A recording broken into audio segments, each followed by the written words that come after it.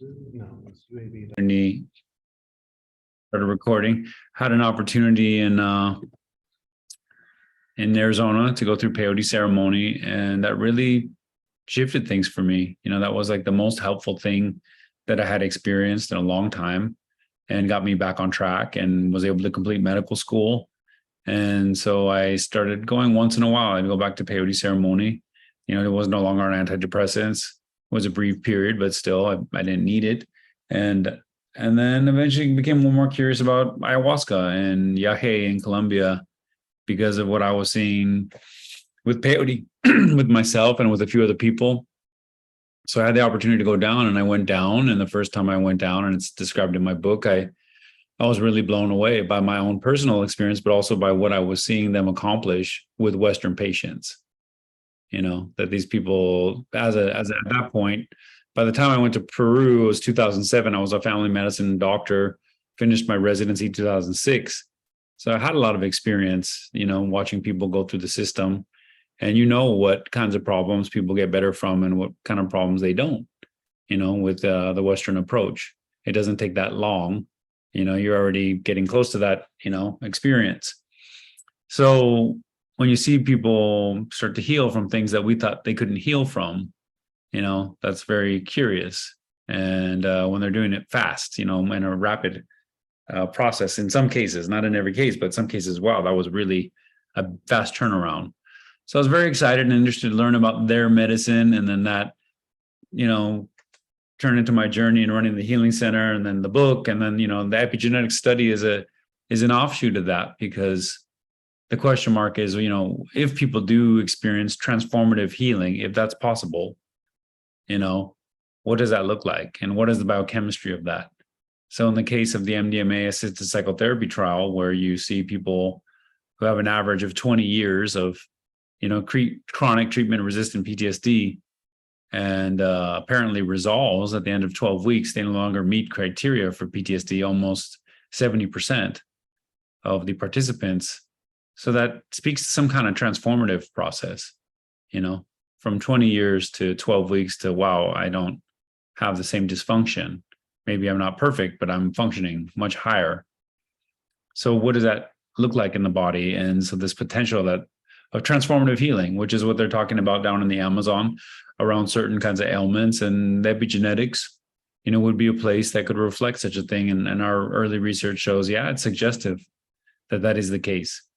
That, for example, HPA axis genes, stress response system genes, cortisol receptor genes would be areas where we know that stress and trauma impact epigenetics, where those impacts could be stabilized in the system and kind of take the form of some kind of conditioning. And that conditioning is hard to undo, and people could have lingering problems from childhood trauma that would affect the function of their health, the function of their endocrine system, their psychoneural, immunoendocrine system for the course of their lives, unless the right kind of interventions, would be made available to them. So that's the kind of thing, that I'm into and working on. And there's a lot of different areas. So given that you've trained as both an allopathic physician, specifically in family medicine, and you also have, thank you, I'll speak a little louder. Given you've trained both as a Western family medicine physician, and also you've trained with shamans, you've seen curanderismo in Peru.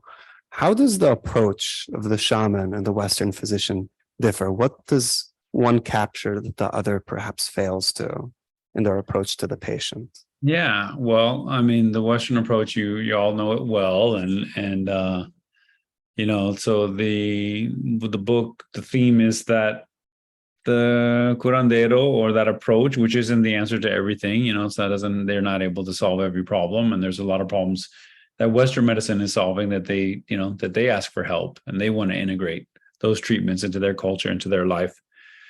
But when it comes to acknowledging the emotional and spiritual dimensions of illness, the curanderos are much more advanced. And so the interface between those two areas is, the way emotional burden would contribute to unresolved emotional processes, and trauma would contribute to any number of illnesses that, you know, in Western medicine, that's like some people don't even, that's a shock to even think that, to consider that somebody's, you know, sciatic back pain might be related to stress. And that even if they have a bad MRI, that sometimes it'll resolve, you know, when the stress is resolved. And so that's like a shocker to a lot of Western people, Western doctors, Western thinkers. Not all of them. I think a lot of them can see beyond that. But in the traditional system, that's, you know, that's the first place they're going to look to try to understand what might be taxing the system, you know, from a deeper level, from an emotional level, from even, you know, then to also touch in. And then there's an emotional biology around all that, you know, that's been very articulated by, like I say, psychoneuroendocrine immunology, the way stress impacts the system. That being said, there's also the spiritual side, you know, this mystical side, whatever that is for people. It's a hot topic, you know, tough to get everyone to agree upon, but becoming a bigger focus with some of the research coming out of it, that's, you know, mindfulness research or research coming out of psychedelic psychotherapy, you know, this idea of mystical states or experiences that we have that exist beyond our normal understanding. You know, in other words, what do you find meaningful for yourself in your life? What do you consider to be significant, what some people would call spiritually significant? That those things are really relevant to your health, actually. If you don't find any meaning in your life and you don't find any significance in your experience, it does compromise your health. You know, there is evidence for that. That's an evidence-based concept. So what about helping people understand, you know, their sense of meaning, their sense of what they find significant, you know, what moves them, what inspires them, what do they think they're doing here?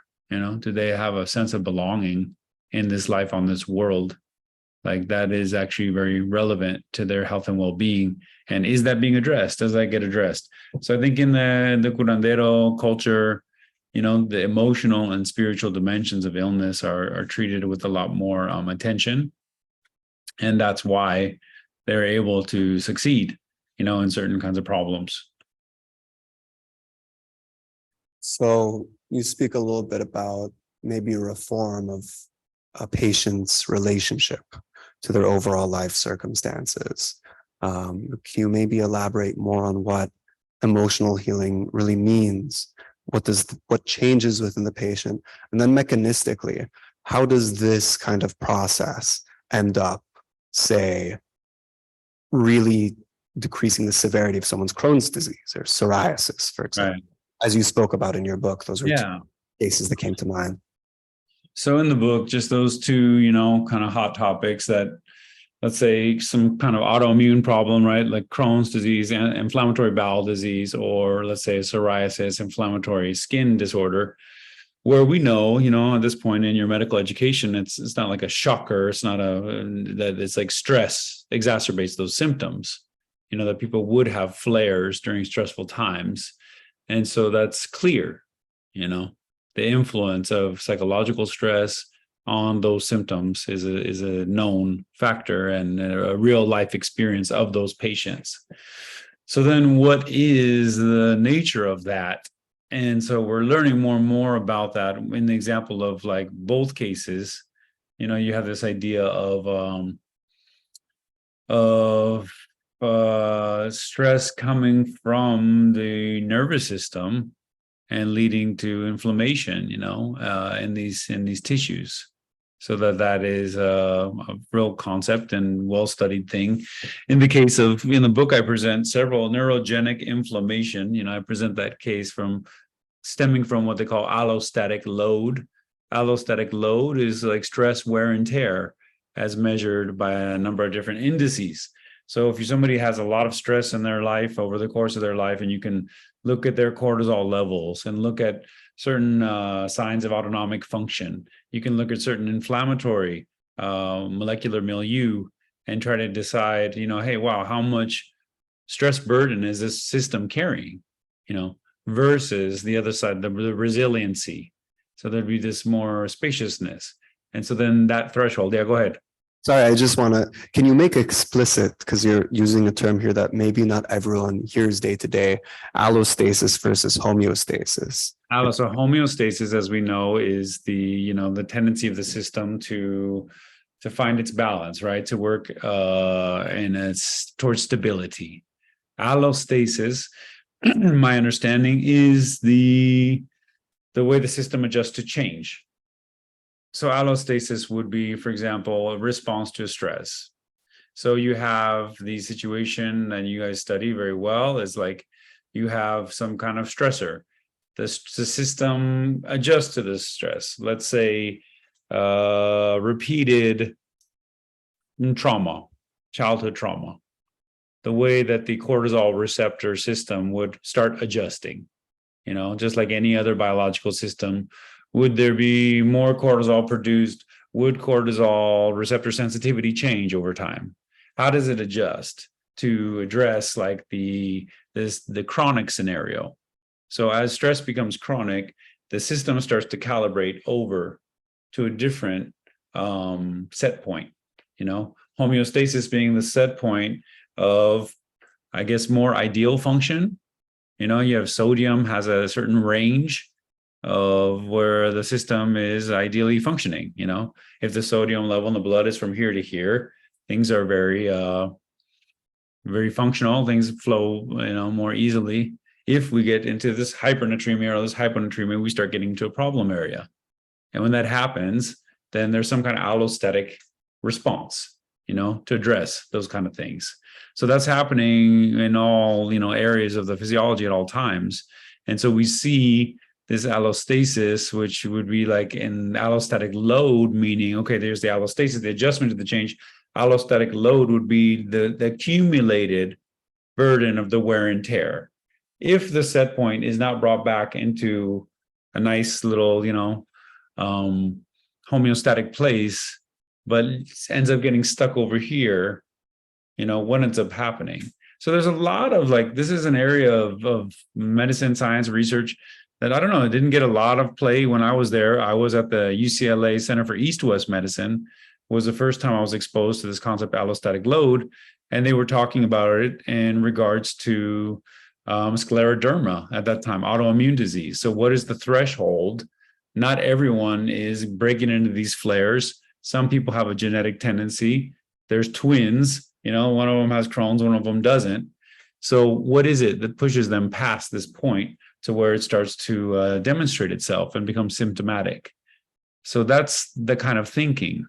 So emotional burden, unresolved process. So we know in a simple example of stressing young primates or stressing young mice, it's very obvious, take the monkey away from the mom.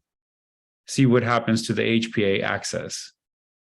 Okay, take the little mice, don't let them cuddle up to the mom. Don't feed them right, or even stress them out. Maybe freak them out every now and then, shock them with something, So this is the kind of mammalian research that is, very well documented and is very relevant to the young human.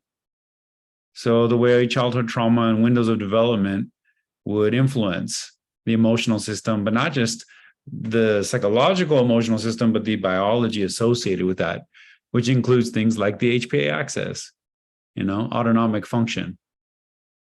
Can you speak about, because I know you're very interested in epigenetic changes, particularly in the context of psychedelic therapy. Can you elaborate a little bit more on the specifics or the mechanisms of epigenetic change, and why is it important to study epigenetics at all in these contexts? So the part of the deal is that okay, so if we see this kind of allostatic load, or we see this burden from stress build up in the system, and so the most obvious example would be like PTSD, post-traumatic stress disorder. So people entering the study, as I mentioned, the MDMA assisted psychotherapy study, they have 20-year average of chronic treatment resistant. So they've gone to the doctor, they went to the psychiatrist, they went to the psychologist. They've been spending a lot of time with the existing model, and they're not making progress. And so you have somebody who's a veteran of some war that happened 20 years ago, or 30 years ago, or 40 years ago, or somebody that was abused, maybe sexually, maybe they went through some violent trauma 20 years ago, 30 years ago. So we say like, heavily conditioned into their system. The person is still affected, their physiology is affected by that past event or those past events. And so the system the set point has adjusted. Now it's PTSD, hyperreactivity, hyperarousal, all the other aspects. So in the case of PTSD, I say, well, this is a problem of what I call the emotional body. So you have disturbance at the psychological level, at the autonomic nervous system, within the endocrine system, cortisol disturbance, and in the immune system, inflammatory problems, hyperinflammation in certain measures. So there you have that problem. Now you see these people. So it is a physical reality, these things, mental health problems, all the different problems within the body. You could say, oh, that's a kidney problem, that's a heart problem. But yes, we know that they're interconnected. In the case of mental health or something like PTSD, it's obvious that these people would be interconnected. And it's obvious then the way stress would then, just as a side note, contribute to exacerbation of like a Crohn's disease or contribute to the exacerbation of a psoriasis. So if we get back to PTSD and we see that these people after 12 weeks are having this big transformation and they don't have the same autonomic disturbance, blood pressure problems, heart rate problems. They don't have the same inflammatory problems. Cortisol slopes start improving. So something physical happened. Their physiology is changing in response to this intervention. So where can we demonstrate that? Because what do we know? Well, we know that epigenetics is so influential in some major modern illnesses like cancer, like type 2 diabetes, like mental health. So if we can turn some of those things around, wouldn't that be very exciting? And so in the case of mental health with psychedelics, my experience in the Amazon, and I talk about it in the book, is I received that information right from my ayahuasca visions and guidance. Look in the epigenetics. It's there in the epigenetics. So as I started tracking the kind of problems that we were seeing a response with, like Crohn's disease, like psoriasis, like anxiety, depression, PTSD, addiction, even migraine headaches, I saw this evidence in the literature for epigenetic, stuff. That the reason it was such a big deal is because this idea of problems that looked genetic, like I said, it looked as if they were part of the blueprint of the person, were actually part of this. Instead of the hardware, they're part of the software. This epigenetics that is potentially malleable if in the right kind of plastic conditions. So this epigenetics can apparently be very stable, like in the way it contributes to PTSD, which is an established kind of area of research. But how do you decondition it? How do we release this allostatic load? How do we allow that epigenetic imprinting to go back to some improved homeostasis? And so this is an area we said, wow. And so we said, let's look at it.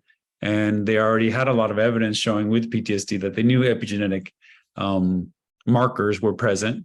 We knew that epigenetic markers are also influenced by successful therapeutic intervention with psychotherapy. So this is a known thing. So to track it. So why is it important? It's important because it opens this whole window into like the possibility of a lot of software adjustments that might be able to be made, and a lot of different illnesses that previously looked as if they were just, that's the way that person is. They're never going to get better. Vietnam vet that I present in my book, that was he went 2008, 2009, approximately 40 years after Vietnam time that he was there. He says he goes to the support group at the VA and he sees the young guys coming back from Iraq, from Afghanistan, and they're staring at him. They said, oh my God, I'm going to be here for the rest of my life to the support group. Because nobody knows how to help this, because people treat us like we're just damaged goods. That's never going to get better, but it's a confusion because maybe it was just epigenetic and it's starting to look genetic. And then, some of these things that can get passed down is alcoholism, genetic. Why would natural selection create such a thing? Or is it epigenetic? Is it intergenerational trauma? Is it conditioning and family systems? So it just opens this door to this new possibility for like things that can change that we didn't think could change. And so in mental health, like depression, where when I was in medical school, they were popularizing theories about, oh, this is a chemical imbalance, Depression means you just need more Prozac because that's the way your body is, because that's how you're wired, because there's nothing you can do, because that's it. Versus we don't know how to help you. Because it turns out when the right hands, a lot of people can improve. And so it's a big hope for people, the epigenetic biology, to understand the potential for their own bodies possibly to improve their homeostasis. And it's just about finding and realizing that if that's where the problem needs to shift, if that's the level and the depth that we need to touch in the person, well, then what are the therapeutic pathways that do that? If PTSD has something that's all the way down to an epigenetic level, if there's therapies that don't address the epigenetics, are they going to be completely effective? If there are ones that do, would they be more effective? Yeah. What have you seen? I know you said the results were just published. For those who haven't seen it yet, what have you seen as far as discrete genetic changes in that study with phase? Yeah, I'll put it in the chat right here. So there's this, and this is a suggestive study. It's not a massive study, So we started collecting saliva samples on the people going through, and they, on the MDMA trial, I'm trying to find the original article to put in the chat for you. And we got interrupted because of COVID. So we couldn't collect saliva anymore. So we couldn't get as many people as we wanted to get. So we just had like 16 that went through the treatment arm and 7 that went through the placebo arm. And that's all we had. So we said, well, we're never going to be able to find anything, such a fine-tuned thing, such a small thing. How are we going to find something in that? And so, but the statistics show, yeah, we did find something. I just put it up for you in the chat for whoever wants to put it up or share it with you all. It's in Frontiers in Psychiatry. And so there are, just a review. We look at all these different sites, CPG sites, is this methylation sites on the genes. And so you look and see if methylation, could you correlate methylation change on these particular regions of, in this case, cortisol receptor genes and genes related to the cortisol receptor? Could you correlate the amount of methylation change to the clinical improvement? The people that improve the most, do you see a significant change in their methylation? And so that was found at several sites at different degrees of, methylation change across groups significantly predicted symptom reduction on 37 of 259 CPG sites. Then with the more advanced statistics, because of the small numbers, then it gets reduced, but it's suggestive. So now we're collecting more data, and more people are going to be able to get funded because this study exists. They say, well, we all thought this would be interesting to look at, but who's going to pay for it? But now that we have some beginning pilot study evidence that's suggestive, now a lot of people are like, oh, well, let's look at our data set and see if we can find this. So they found that, the findings of the study suggest that therapy-related PTSD symptom improvements may be related to DNA methylation changes in HPA genes. And such changes may be greater in those receiving MDMA-assisted psychotherapy. So the idea is that perhaps MDMA or the psychedelics, in this case MDMA, would open some malleability, some plasticity in the system that then the therapeutics, the psychotherapy, other forms of support would allow for things to change. So this idea that you're overly conditioned and can't change, old dog can't learn new tricks. How do we change? And then now some, Terrence McKenna and this kind of psychedelic, pioneer guy, that was one of his terms from way back when. He said, these are deconditioning agents. So now we decondition the system. We allow for more plasticity to occur, which there's evidence to support that, right? That there's more neuroplasticity after these experiences with psychedelics in these clinical settings. And then that would allow for some kind of restructuring, rearrangement that would help bring the homeostasis back. And so in this case, it's epigenetic changes what we were tracking because it's, I don't know, that's a core biological dimension. As you track back, okay, what's this, this neurotransmitter is produced more, this one's produced less. And we track back to try and find out where is the source of the change or where's one element. The epigenetic level is a very core level of the biology. And so you're seeing that it does seem that the experience with MDMA-assisted psychotherapy facilitates, at least from this suggestive data, the possibility that a rearrangement of what could be problem methylation to more of a functional methylation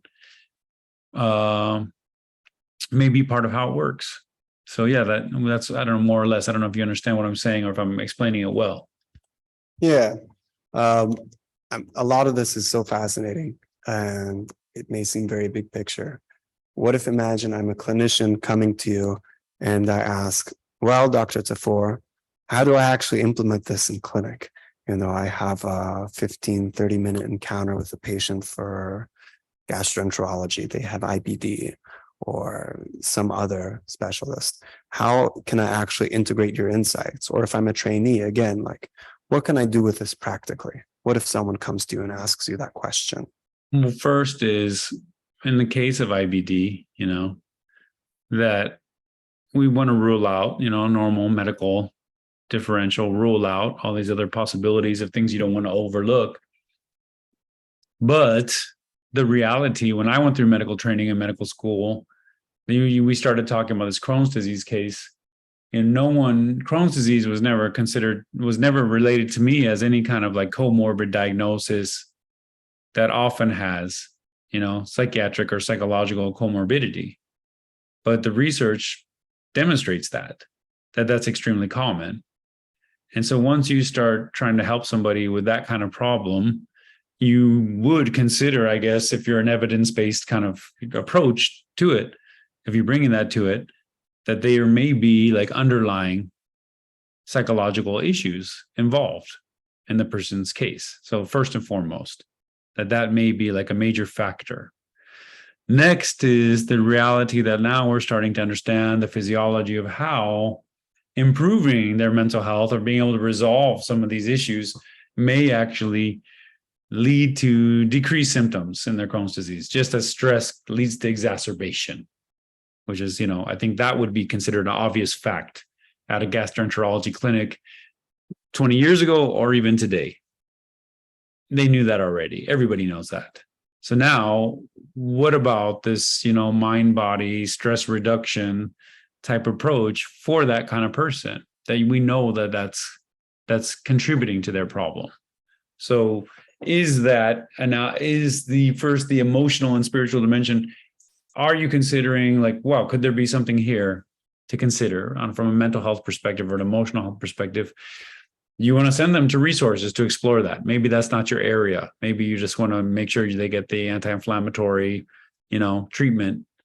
But if they are to get better, Number two, it's like, could existing avenues in mind-body stress reduction, would that help that person have less symptoms? The person in the book was not a great patient, was not following up that much with his doctor, had 2 bowel resections because of fistulas and, advanced problems from his Crohn's disease, had been on and off steroids most of his life. Turns out he was very depressed. He was suicidal. Turns out he had been through severe childhood trauma, including sexual abuse and violence. And working through that stuff in Peru and this kind of, out of this world way of treating things, in 3 weeks, he had a massive reduction in symptoms in 3 weeks. After 1 year, no longer requiring, steroid anti-inflammatories, occasionally using medical marijuana for, symptom reduction when he's extremely stressed. No further bloody diarrhea, no severe abdominal pain, no further need for surgery. So the other thing to consider is like, wow, maybe there's hope for this person. That's another thing that in the short visit that you should consider, that some people actually can get better from this. Because when I saw him, he was like, you're never going to get better from this. Take these pills for when it gets bad and good luck. You know, that's kind of like how I remember learning about it in my clinic versus, hey, you know what, this could be, there might be some unprocessed emotional stuff here that maybe we should try to consider. Maybe there's no way. Maybe your clinic's not going to do it. Maybe their insurance company's not going to cover it. Maybe you don't know where they're going to go, but you should think about it, you know, because that might help. And that help is going to help reduce your symptoms. Like that's also very considerable. It's a very reasonable, sensible thing. And lastly, is like, and maybe this could actually get better. And so, yes, there's, you know, dietary factors, there's all these, but the psychosocial factor and its deeper influence on the physiology should be considered a little bit more. Why? Because it may be very impactful for the patient. So what do they do? How do they, if they, oh, I got stress, I got trauma, I got this happened to me, I got that, what am I going to do with it now? Well, now people are doing ketamine-assisted psychotherapy. You know, recent study published through somebody's PhD here in Tucson, Arizona, shows, yeah, they're pretty effective. They're getting somewhere with ketamine-assisted psychotherapy, getting similar kind of progress to what the MDMA study is doing. That's happening. So they could consider that kind of approach to try to work through things. MDMA assisted psychotherapy is on the path to being a legal prescribable option by the end of the year, this year. So by the time you guys are out of medical school, this is going to be happening. Whether or not insurance is going to reimburse that is an open question, but the VA is currently doing research on MDMA right now at UCLA, at Portland. And so if the VA is going to be funding this research and they get results, it's going to be difficult for them not to make that available to their patient population, which is going to deeply influence, you know, Medicare patient population. And then the other insurance companies are going to have to decide how they want to deal with it. So it's coming to you, your generation. You know, when I was in medical school, my friend Rael, who's now the PI of this study that we're running at USC, you know, you're saying, we're going to psychedelic psychotherapy is coming. You know, we are like, you're crazy. No one's going to listen to you. And that's never going to happen. And now by the time you get out of medical school, that's going to be like overwhelming a lot of what's going on in psychiatry. Totally. So I want to open it up to some of the people in the audience so that they can ask questions. I think I want to give Dan a chance. I think he has something to ask. Do you want to read it out? Do you want me to read it out? Go for it. Hey, Joe. Hello. So a lot of the case examples in the book definitely shared some common themes, and you kind of touched on the role of emotional trauma in a lot of them, like that often these people would sort of hit bedrock at some point in their ceremonies where some of these sort of early childhood experiences started coming up. Yeah. I'm wondering if we might kind of drill down on one of these examples and just like talk a little bit about what their healing process looked like, how their ceremonies played out, what you and your mentor were doing to facilitate the process, that sort of thing. Sure, we can do that. Are you in the audience, or I don't know? Can I see you, or you're just in the audience? Like we have the camera tilted. No, Okay. it's just the camera tilted. You can't see him. Yeah. So that's, and I'll get into that right now. But then I also want to say like that there is this MDMA assisted psychotherapy, there's psilocybin assisted psychotherapy, there's ketamine assisted psychotherapy, where they're putting people into these altered states and supporting them through some really deep healing processes. So that's happening right here, right now. And as far as what we do down there, which is, quite different, but not different and not different. In other words, what's going on in those psychotherapeutic, what in that support when somebody's on MDMA for 6 hours, in the MAPS trial, 3 sessions, 6 to 8 hours, let's say, and what's going on during that. And the FDA approved kind of treatment protocol says that they are trying to help the people find their inner healer. that they're trying to direct them inward to connect to their inner healer. That as far as, how they hold themselves in relationship to the patient, that one of the, I guess, more clear guides is that they reflect a loving presence. So those are concepts that are now like making their way into a very serious, clinically impactful research trial, that loving presence and helping them find their inner healer. Whether people want to hear that or they don't want to hear that doesn't really matter, because if somebody that in your life, your loved one, is really suffering with PTSD, you're going to consider this, because this is what's making the difference when other people's ideas are not. And so there in the sphere of that is us down in the Amazon. And so then the approach there is guided by indigenous tradition and the practice there that's really rooted in a spiritual relationship with nature, with the plants that we use, with ayahuasca. And so those things are, those are kind of advanced topics that just hearing it a few minutes on a thing, it maybe doesn't make sense. It sounds crazy. But, again, there's published research on Shipibo traditional ceremony now from the Temple of the Way of Light in Peru, showing significant results in a couple different conditions. And the approach is that the person is put on a very strict diet, to be in kind of a cleanse and a purification to facilitate this change, this process, to go into retreat. And so the idea of going into retreat and how much more impactful that is. I'm running a ketamine retreat this weekend, and we're going to bring some indigenous healing techniques into that, including live singing and chanting during the ketamine. But to be able to have a retreat where you don't have to do this ketamine session and then Uber home afterwards, but you're going to stay and you're going to be in your process and you're going to go deeper in that process with other people that are going through that process.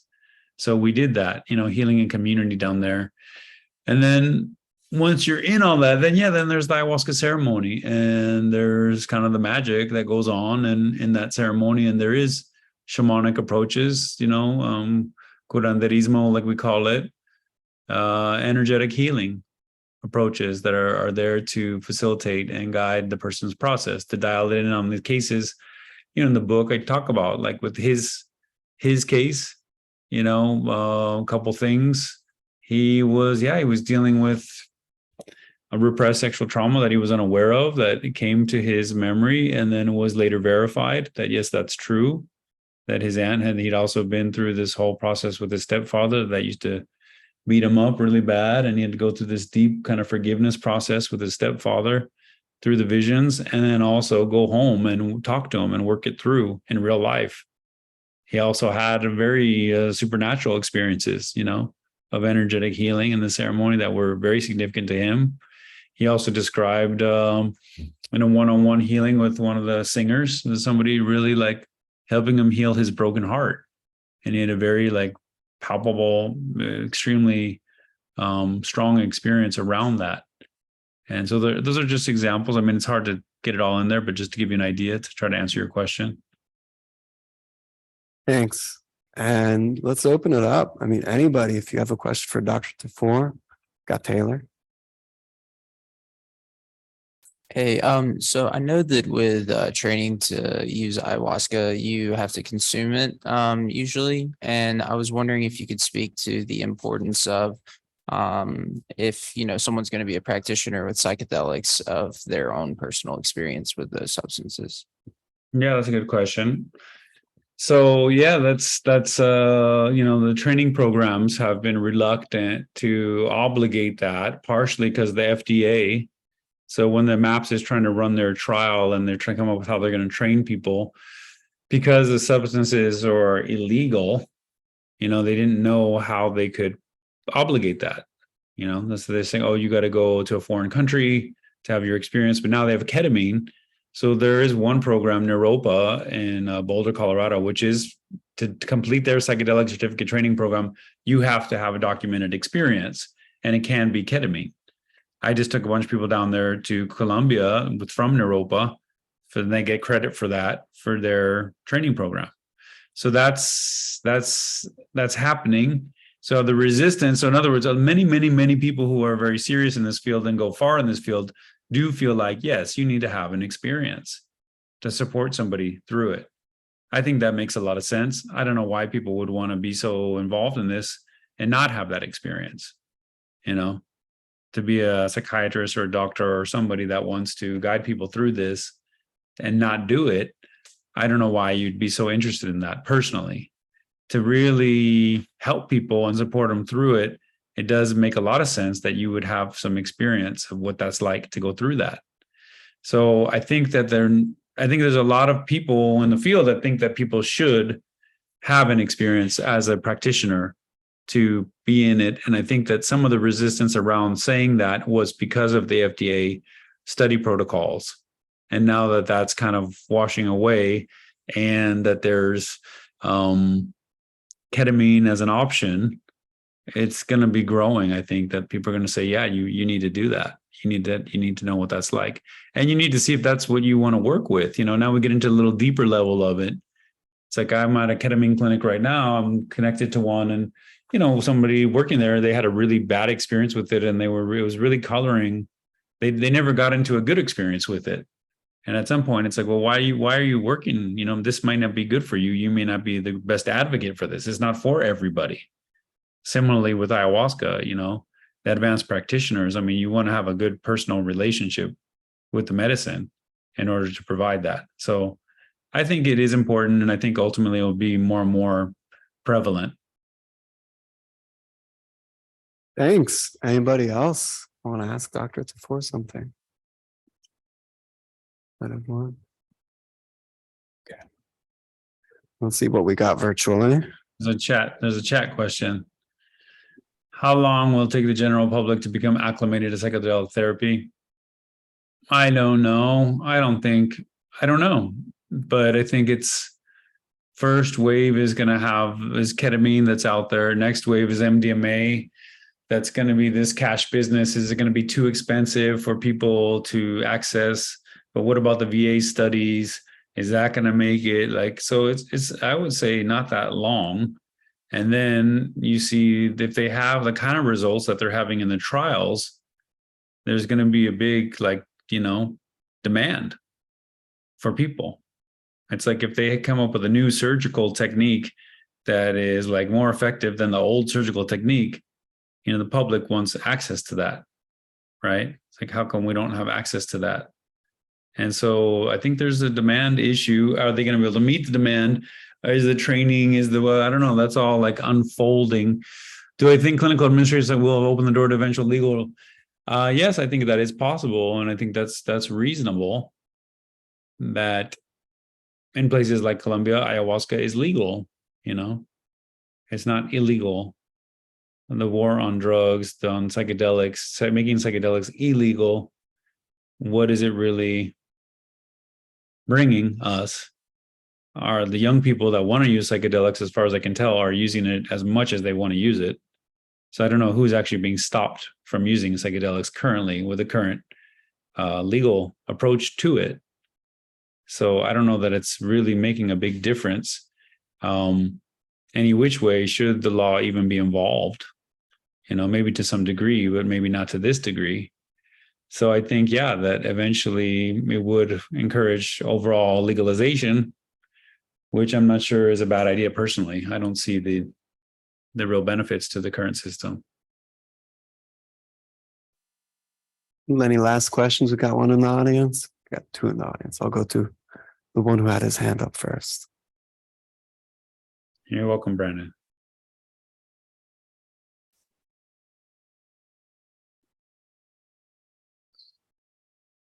Hey, can you hear me? Okay, cool. So I know you touched on the singing and the chanting that goes into these ceremonial practices, which seems like it's a very like cultural thing that goes into these practices. Are you at all concerned about the lack of preservation for the culture around these ceremonies as they're introduced into the West? And if you are, how do you recommend that in the future we preserve these cultures and the cultural practices around these ceremonies? Yeah, I mean it's an ongoing thing, right? With every aspect. It's personally, like, I'm trained in Shipibo ceremony. I practice traditional ayahuasca, my version of it, a Shipibo ceremony. I'm not a Shipibo. We're bringing that here to Arizona. I take that practice to Colombia and do it for indigenous people in Colombia from what I learned in Peru. And then so it's an evolving thing. The people that are over here using ayahuasca without any like connection to any ancestral culture, it's different. It's not the same thing. Personally, I don't, there's some tribes down there in the Amazon and Colombia included that feel like that shouldn't happen, that people shouldn't be using these substances, that they shouldn't be using these sacred plants, and because they're disconnected, from the roots of it. That being said, then now they're growing ayahuasca all over the world, right? They're growing it in Costa Rica, they're growing it in Central America and the Caribbean, in the United States, in Australia, all different places, and it's spreading. And then those people where it grows, then they're cooking it and using it and, coming up with ceremonies. And some of them are influenced by this culture and that culture, and some of them are not so much. So I don't know about the policing of all that.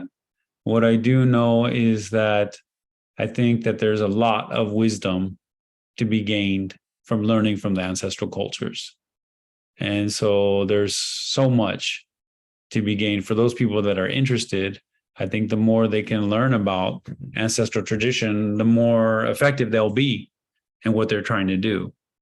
And so I think people should be, there is a reciprocity that should be acknowledged, and people should remember that, hey, we're learning it from these people, these cultures. It's nice to acknowledge them. It's nice to remember them. It's nice to be curious and to want to learn more about it. And there's also the very practical reason of like, yes, you may be able to do things with this that you couldn't learn in your own lifespan. The building you're sitting in right now wasn't like somebody just came up with how to build it, multi-generational knowledge base for you to get at that point to create the building you're sitting in. So how much can you learn, lifespan upon lifespan upon lifespan. And within the ancestral sacred plant medicine traditions, it's very rich, it's very deep. And so in my personal experience, I think my teacher and Ricardo and his culture, I've seen him do things that I haven't seen people do here. There's no question about that. So I think there's a lot to be learned. How do we do it? How do we help each other? How do we respect each other? How do we love each other? It's like, don't disregard, indigenous culture. Amazonian plant medicine gave us curare, Western medicine, paralytic for surgery. Can they name one Amazonian, healer that talked to the Western guy? Could you think of his name? Who was the one that showed him how to do it? It's a person, it's a human being. And so that's where we need to repair, is in these relationships and how we relate to each other. And then from there, with that love and respect and that dignity, hopefully we can find ways to honor the cultures and learn from each other. So there's a lot to be done to heal, that trauma. At the same time, the medicine is spreading into the world, and there's a lot of people that need help in different forms. So I'm kind of open a little bit, with respect. Thank you so much, Dr. Tafur. We're coming right up against time. Do you have any closing words before we say goodbye? Closing words. Just Brittany, just touch on our question. Are there differences in access to this kind of treatment based on people? Sure. It's not covered by insurance, this kind of treatments. And so it costs money somehow or another. So there are people that are worried about that. They're trying to make things more available. So it is an issue as far as making it available to people that maybe the most traumatized people need it the most. And maybe some of them are in the worst socioeconomic conditions. So how do we help them? How do we reach them? Here in Arizona, we have, for example, Modern Spirit, our nonprofit, has the Reciprocity Project, where we raise money to pay for Native Americans to get ketamine assisted psychotherapy. And so they're getting it for free. but we pay the people to do it, and we raise money to do it. And we ask people from the psychedelic venture capital, whoever, people who have gotten some kind of healing from all this. And if they have resources, hey, share it with these people and help them, if their ancestral cultures are some of the roots of how we even came to know this stuff, maybe that's one way we can improve the relationships. So yeah, modernspirit.org, you can check out our work maybe. And otherwise, I encourage you to check out the book. I'm trying to get the medical schools to take a look at it, the students, Fellowship of the River, see what we're doing and what we're trying to do and encourage. I get it, how it's not so easy to fit it into the visit. And I get it.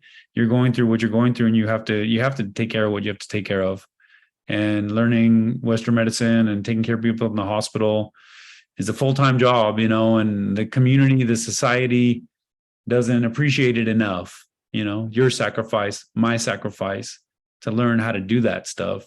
And so there's to keep adding on to it. How come you wouldn't? For me, how come you don't know more about nutrition? How come you don't know more about spirituality? How come you don't know more about energy healing? It's like, man, these are some of the smartest people in the society, and they're studying harder than anybody does. So I don't know at what moment they're supposed to learn all these things. You're not satisfied with what they're learning, So I feel for you, what you're trying to do. It's powerful, the education and the position that you're going to come out of this with, to become a doctor, MD, or a DO, or whatever it is. It is going to position you. It's going to give you that security. You're going to be able to have a decent job if you need it, to pay your bills and take care of yourself or your family, but also position you to be able to explore, hopefully to some degree, and to make some decisions. Right now, you're following the program, and the program is so overwhelming, but it will open things up for you, and you could see how you want to put these things into practice. Thank you so much. That's a wrap. We really appreciate it, Dr. Tafur. We have very brief announcements. We have 2 planned future PSF events. I'm going to let Dan speak into the microphone for 1 moment so you can just know. So we have Franklin King from Harvard MGH coming on the 23rd, talking about the challenges of integrating psychedelic therapy. 23rd. March 23rd. Yes, not in 2 days. And then we have Kelly O'Donnell, April 11th. She's going to be talking about ketamine. So that's all. Thank you all for coming. Thank you, guys. Thank you, guys. We'll see you. Appreciate it.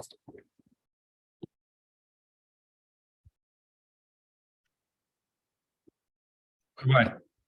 Have a good one.